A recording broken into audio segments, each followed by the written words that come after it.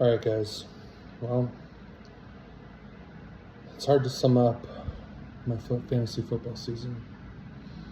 So I wrote down some thoughts completely on my own, without help of any artificial intelligence. I call this a lamentable address on mine woeful fantasy football season. Hark ye, noble lords and fair companions of the Fantasy League. I stand before thee, humbled and broken, to recount a tale of great woe and suffering.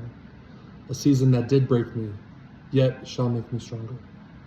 A season in which mine hopes soared like an eagle, only to plummet to the earth like a stone. Yea, I speak of mine wretched campaign, wherein I did fall to the lowest depths with but 4 victories and 10 grievous defeats, truly a record most dismal. Now, let us speak of the betrayals I suffered. First, I turned my gaze upon Travis Etienne, a knight whom I trusted to carry my banner into battle. Yet he did falter, running not with the grace of a lion, but with the slowness of a hobbled steed. His performance was as light as the air, fleeting and unsubstantial, and I was left with naught but sorrow. And Austin Eckler, whom I did hail as a mighty warrior of great renown, brought me naught but shame. He who was supposed to carry me to glory instead became as weak as a ship without a rudder. His efforts, meager at best, did sink my hopes with every passing week, and I knew not where to turn. But nay, it was not only these that brought me low. Justin Tucker, the once immovable tower of kicking prowess, fell from grace, and I was left to rue the lost points that were so dearly needed.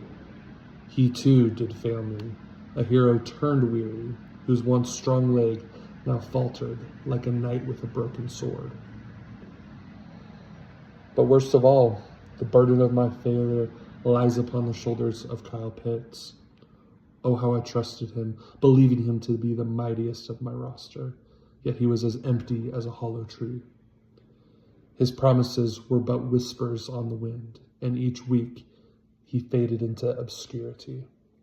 His efforts were as the weight of a feather in the hand of a giant, light as air, and of little use when it was most needed.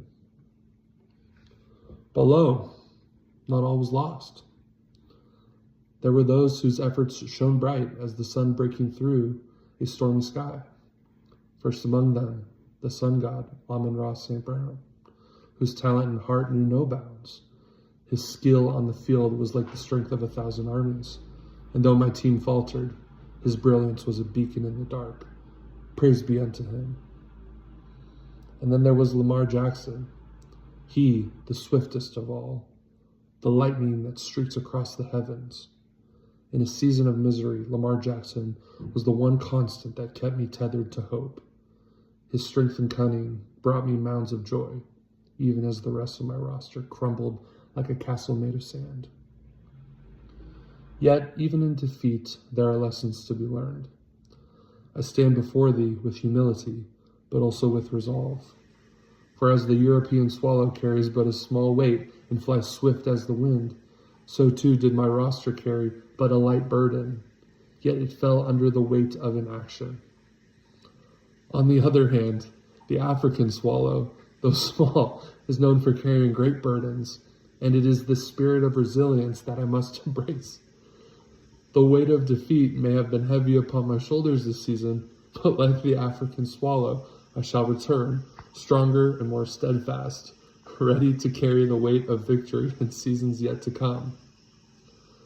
So I accept mine place in the depths of the standings, knowing that even the most humble shall rise again. May my failures be a guide to future success, and may the winds of fortune blow ever more favorably in my direction. Let us all raise our voices in thanks, for we are all bound together by this noble contest, and may the gods of fantasy football bless ye all with fortune, while I shall toil to learn and improve in the seasons to come.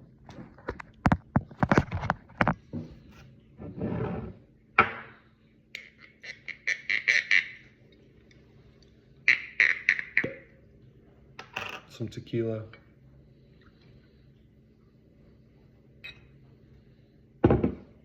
Cheers to a fucking dog shit season.